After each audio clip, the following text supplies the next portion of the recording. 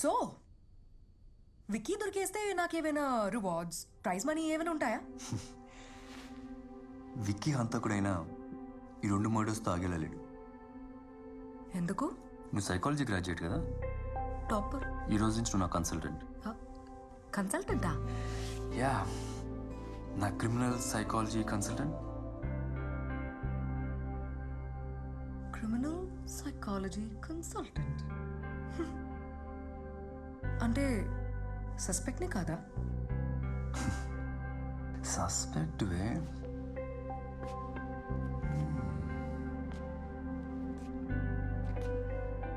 దీన్ని ఇంకా దగ్గరగా అబ్జర్వ్ చేద్దామని ఆఫర్. ఓ, జీతం ఎంత ఉండొచ్చు? పని ఎంత బాగా చేస్తావో చూసి దాన్ని బట్టి డిసైడ్ చేస్తాం.